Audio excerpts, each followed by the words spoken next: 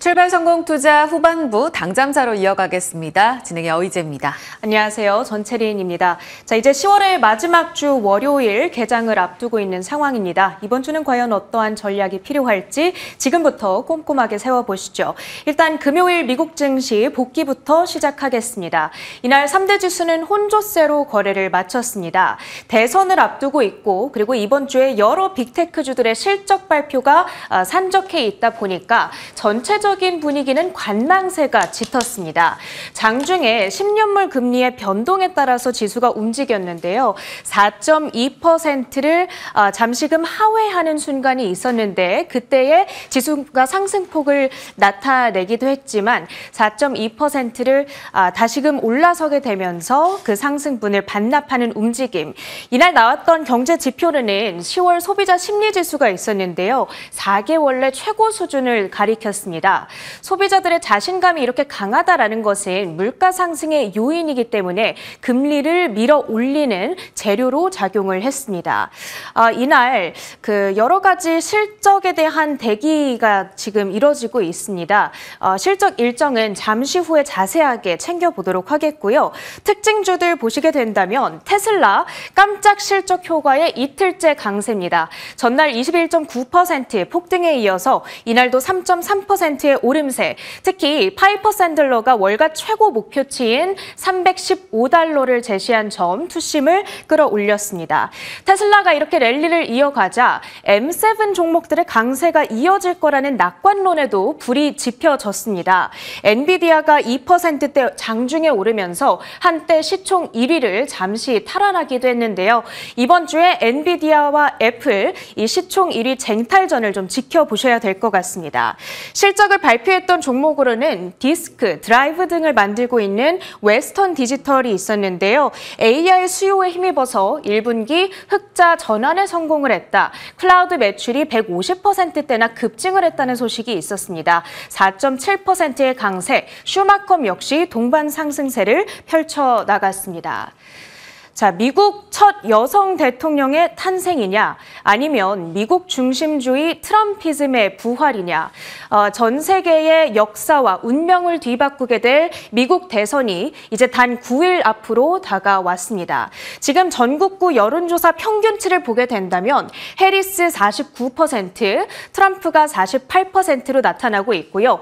폴리마켓의 배팅 예상치를 보게 된다면 트럼프가 60%대로 조금 더 우세하게 그리고 전체적인 경합주들의 투표율을 보게 된다면 상당한 초박빙의 접전 양상을 펼쳐가고 있는 흐름이 나타나고 있습니다. 지금 양 후보의 주요 정책 공약들을 보게 된다면 트럼프 후보의 경우에는 낮은 법인세율을 강조하고 있죠. 수혜 업종으로는 석유와 가스, AI 등이 포함이 되고요. 반면 해리스의 경우에는 법인세 인상을 주창하고 있습니다. 현재는 21%를 가리키고 있는 법인세율을 28%까지 높이는 것을 목표로 하고 있는데 그렇게 된다면 주가 상승이 제한적일 수 있을 거라는 관측이 나오고 있죠. 수혜 업종으로는 탄소 중립, IT, 반도체, 대마 관련주들이 포함이 되는데요. 이제 대선을 워낙 임박하게 앞두고 있다 보니까 최근에 대선 테마주들의 변동성이 굉장히 극심하게 나타나고 있습니다. 상당히 조심스러운 접근이 필요한 주간이 될 것 같은데요. 지금 증권가에서는 그러다 보니까 공통 수혜주로 우리가 관심을 돌려야 된다라는 목소리도 나오고 있습니다. 헬스케어라든지 원자력 테마가 공통 수혜주로 포함이 되는데요. 어떠한 업종을 봐야 할지 그리고 만약에 이 안에서 트레이딩의 기회를 잡을 수가 있다면 종목으로는 어떤 종목을 봐야 될지 잠시 후 전문가와 함께 Q&A 시간 통해서 챙겨보겠습니다. 이번 주 실적 일정 보겠습니다. 화요일에 알파벳을 시작으로 수요일에는 마이크로소프트와 메타, 목요일에는 애플과 아마존, M7 기업 가운데 5개 종목들이 바로 이번 주에 실적을 발표하게 됩니다. 그 실적 결과 결과에 따라서 그리고 AI로의 지출 규모에 따라서 시장의 랠리가 이어질 것인가 말 것인가 여부가 결정될 수가 있겠습니다. 경제 지표 일정도 챙겨볼 텐데요. 이번 주 여러 가지 고용 관련 데이터들이 나옵니다. 화요일에는 졸지, 수요일에 ADP 민간 고용, 그리고 금요일에는 논팜 신규 고용 및 실업률이 발표가 됩니다. 연준이 가장 주시하는 데이터가 되겠는데요.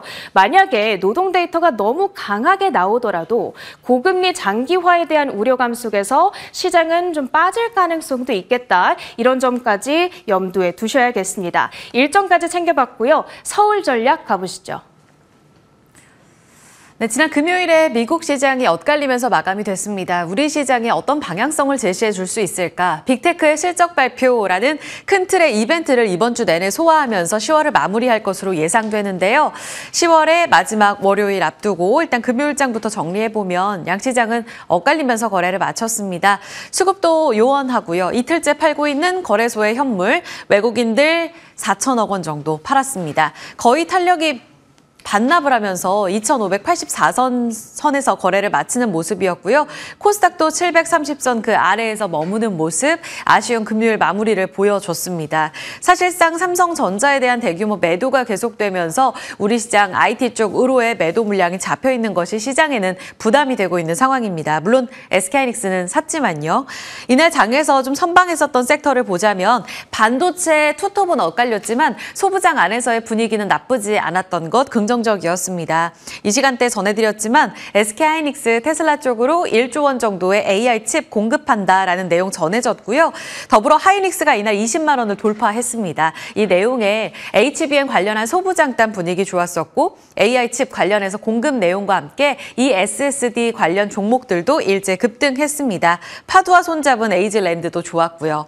더불어 테슬라발 훈풍을 받았던 또 다른 섹터 2차 전지인데요. 시차를 두고 자율주행 ESS 쪽 그 전날에 강했다면 금요일장에는 2차 전지 소재단으로도 반응이 조금은 나왔습니다. 강하진 못했지만 LNF 테슬라의 연결고리 속 1%가량 올랐고요.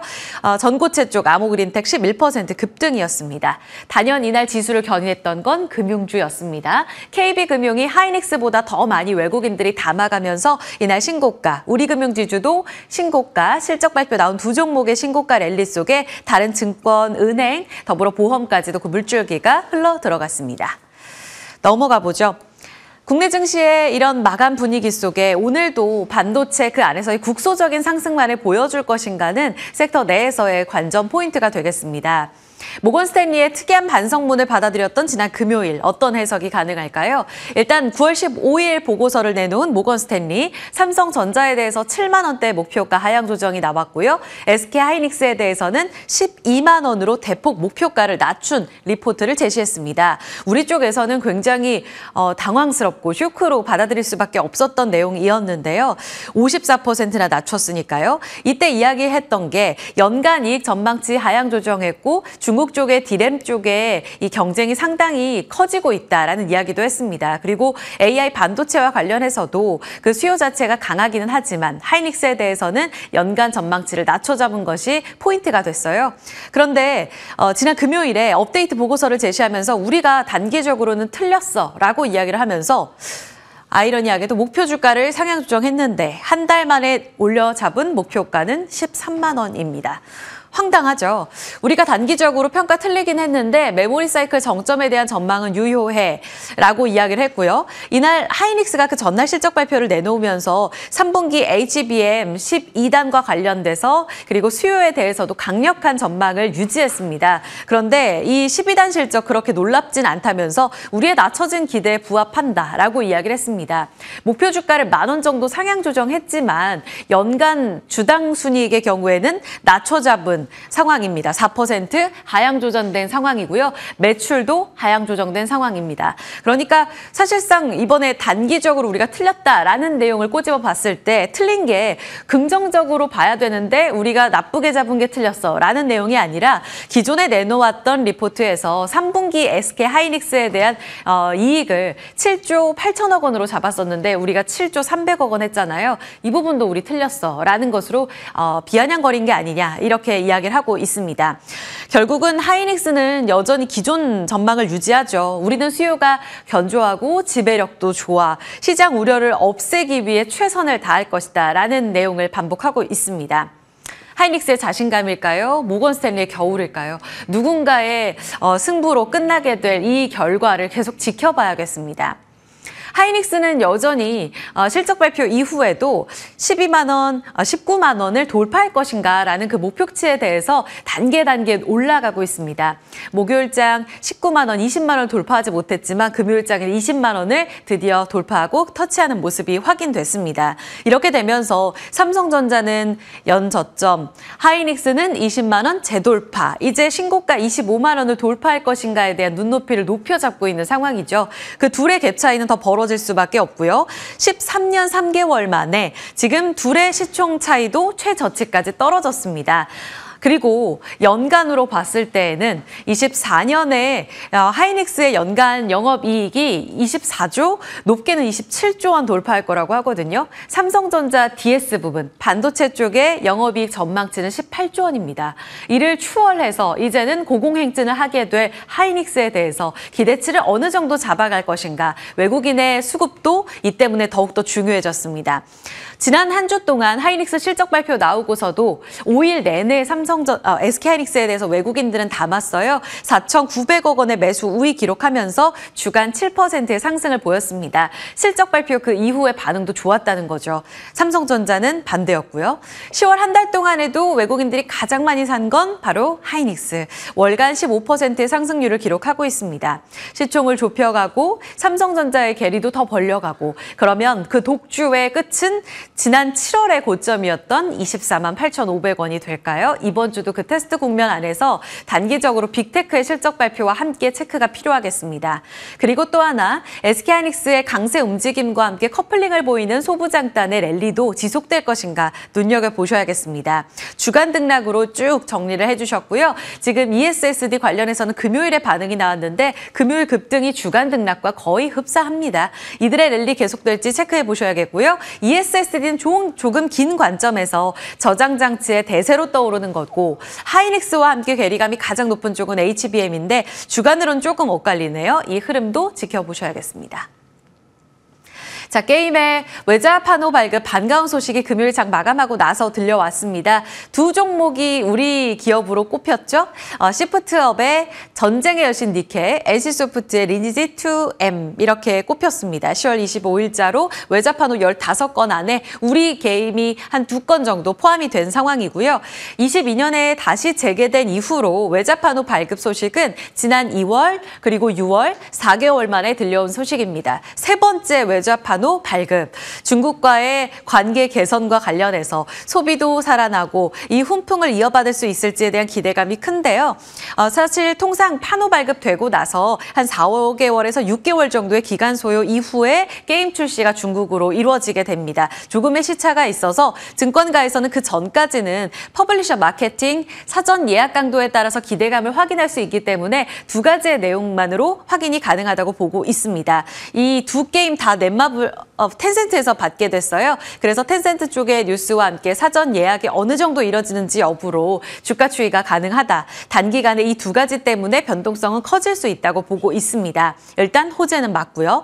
SK증권에서는 전체적으로도 그런 매기 확산이 가능한가에 대해서는 일단 다음 달에 11월 14일, 17일 개최될 지스타 2024 신작에 따라서 기대감이 형성될 것이고, 이 두 종목에 한해서만 외자판호 발급 소식을 긍정적으로 받아들일 가능성이 높다고 보고 있습니다. 시간의 거래에서도 금요일장 반응이 나왔기 때문에 이 내용은 아마도 긍정적으로 반응되지 않을까.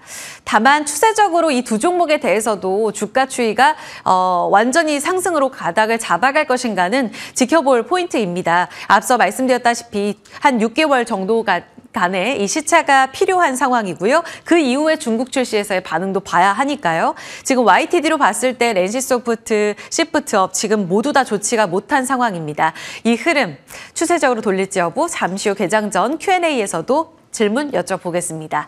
실적 민감도는 지속적으로 관찰 필요하고요. 지난주에 실적 호조 보였던 모비스, 금융주, 목표가 잇따라 상향 조정과 함께 호평 이어지고 있습니다. 오늘도 금융주 중심으로 한 랠리 이어질지 자동차주 안에서의 현대모비스 약진은 계속 지켜보셔야겠고요. 목표가 하향 조정은 현대제철, 그리고 나머지 세 종목은 아직 컨센이 나오고 있는 종목들이라서 실적 전망치에 대한 추정치 하향입니다. 현대로템 개장 전에 실적 내놨는데 매출은 예상 하회, 이익은 예상 상회입니다. 반응 체크해 보셔야겠네요. 오늘 실적 발표 예정까지 꼼꼼히 보셔야겠습니다. 브리핑은 여기까지 살펴보고요. 저희 Q&A 전에 시장 분위기 살짝 체크하겠습니다. 약세 출발 예상되고 있는데 보합권 전후고요. 코스닥이 지난 금요일에 이어 0.4% 더 밀릴 것으로 예상되네요. IT 투톱을 포함한 시총 상위주 하이닉스의 강세는 오늘도 지속될 것으로 예상됩니다. 20만 원 위에서 출발 앞두고 있고요. 코스닥 쪽 보겠습니다. 바이오의 하락이 계속되네요. 알테오젠 추가 약세 출발 예상되고요. 에코프로비엠 상승 출발 예상됩니다. 자, 먼저 그러면 반도체 쪽 여쭤봐야 될 텐데요. 김태성 IS의 본부장 나와 계십니다. 지금 하이닉스가 20만 원을 돌파하고 나서 연간으로 봤을 때에도 삼성전자의 DS 부문의 이익을 상회할 거다, 추월할 거다라는 이야기 나옵니다. 금요일장 반도체가 좋았는데 20만 원 넘어서 그 위까지 기대할 수 있어요? 네, 일단 금요일 날 전반적으로 반도체 IT의 심폐소생술을 좀 받았던 상황이었고, 그리고 이제 그날 미국 증시에서 여전히 엔비디아가 굉장히 강하다라는 것을 확인을 했는데, 저도 이제 주말 사이에 굉장히 많은 고민을 좀 했습니다. 그러니까 엔비디아가 지금 현재 구간에서 한 번 더 시세를 내준다라고 했었을 때 우리나라 반도체 기업들이 과연 그 시세를 동조화해서 같이 받을 수 있을까에 대한 고민을 좀 해봤는데, 결국 만약 받게 된다면 SK 하이닉스만 유일하게 조금 이제 안전하게 그 영향을 받을 가능성이 높지 않을까라는 생각이 들어서요. 저도 SK 하이닉스 같은 경우에는 충분히 추가적인 상승세는 지금 가능하지 않을까라는 생각이 듭니다. 결국 이제 시차 기준으로 봤을 때도 SK 하이닉스가 HBM3 이 12단에서도 가장 먼저 앞서 있고, 현재 물량 또한 가장 많은 어떤 물량을 지금 점유율을 가지고 있는 상황이다 보니 엔비디아가 말한 그러한 긍정적인 가이던스가 SK 하이닉스에도 저는 전체적으로 적용할 수 있다라고 좀 보여지고 있고요. 이번 3분기 실적, 그러니까 영업이익 기준으로 7조가 넘어가는 것을 보고 우리가 어떤 부분을 이제 추론할 수 있냐, HBM의 영업이익률이 최소 45% 이상은 될 수 있겠다라는 것을 이제 추론할 수 있는 구간이라서요. 저는 충분히 SK 하이닉스에 대한 어떤 추가적인 상승은 가능하다. 대신에 이제 고민이 되는 부분은 반도체 소부장이 SK 하이닉스를 따라서 같이 움직여줄 수 있을 것이냐. 일단 그 부분은 무엇이 먼저 해결을 돼야 되냐면, 우리나라 증시에 지금 수급이 없죠. 그러니까 돈이 많이 들어와야 SK 하이닉스도 올리면서 그 다음 한미반도체, 이스페타시스, 하나인더스트리얼 솔루션즈 이러한 기업들을 좀 올릴 수 있는데, 지금 원달러 환율의 시장 압박이 여전히 지금 거센 상황이라서요. 외국인의 수급 개선이 빠르게 이루어지지 않는다면 SK 하이닉스만이 온전히 지금 상승할 가능성이 높고, 만약 여기서 외국인의 수급의 개선까지 이루어지게 된다면 그때는 반도체 소부장을 빠르게 보시는 것도 맞지 않겠는가라는 의견 한번 들어보도록 하겠습니다. 네, 소부장까지 정리했고요. 게임주 소식도 여쭤봅니다. 외자판호 발급 반갑게 들려왔는데 시프트업이 12% 급등 출발 앞두고 있습니다. LG는 1%, 시프트업 쪽으로 조금 더 매기가 쏠리는데 게임주 전략은요? 일단 시프트업 같은 경우에는 참 출시 이후부터 말도 많고 지금 탈도 많았지만 결국에는 외자판호라고 하는 키워드로 지금 시장을 정면 돌파 성공했다라고 좀 보시면 될 것 같았어요. 오늘의 시초 갭상승이 조금 부담스러울 수는 있겠습니다만, 그래도 저는 만약 게임주를 보신다라고 하면 오늘부터는 시프트업을 기준으로 좀 삼으셔야 되지 않을까 싶고요. NC소프트 같은 경우에는 일단 두 가지의 투자 포인트가 있는 거죠. 이번에 외자판호도 외자판호지만 지금 내부적으로 허리띠를 굉장히 빠르게 졸라매고 있기 때문에 이에 따라서 실적의 개선세가 또 가장 두드러지게 나타날 기업이라서 저는 이거는 시청자분들의 성향에 따라서 조금 갈리실 것 같아요. 그러니까 외자판호만 보고 트레이딩 하겠다? 그러면 시프트업이 유리하고, 밸류업이라든지 이제 내부적인 구조조정까지 고려해서 길게 보신다라고 하면 NC소프트의 지금 자리도, 제가 그동안 NC소프트 굉장히 부정적으로 드렸지만 그렇게 이제 나쁘게만 볼 필요는 없지 않겠나라는 의견 드리겠습니다. 좋습니다. 개장 후의 반응까지도 잠시 후 여쭤보도록 할게요. 김태성 본부장과는 개장 중계에서 이어가고요. Q&A 여기까지 살펴보겠습니다.